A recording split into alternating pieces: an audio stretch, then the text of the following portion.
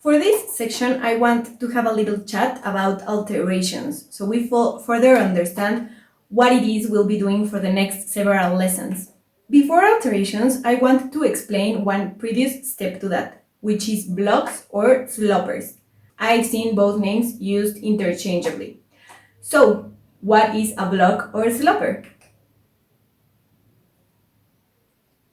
A slopper is a foundation draft that works as a base or template to obtain different patterns by transforming it.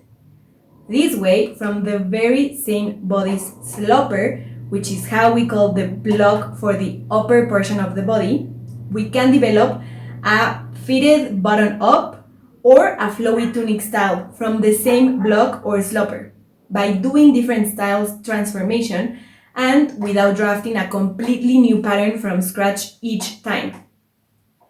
The very basic blocks are bodice, sleeve, skirt, and trousers. All blocks, except for the sleeve block, are drafted separately in front and back because they have different drafting requirements. So you'll have 2 blocks for bodies, 2 for skirts, and 2 for trousers. Think of it as this. The drafting bodice block for the back requires less volume than the front because of the chest. These blocks or sloppers have no added seam allowance yet and are made with a set of measurements depending on each brand. For instance, the building blocks from a Swedish indie sewing pattern brand I love are drafted for a person who is, I believe, 178 centimeters tall on average. Completely different to, say, pattern development in Mexico, where I am at, which has a smaller average height of 160 centimeters.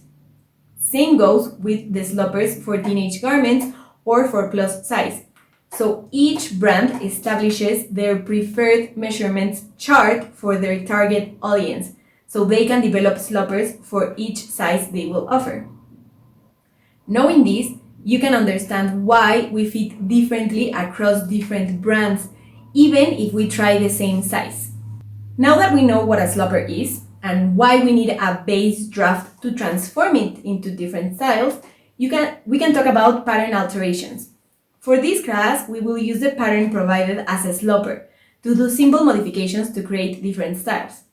By altering certain things, you'll find that you can use the same pattern to have more variety and fun in your sewing, not just by mixing up fabrics and trims, but also by changing the actual silhouette.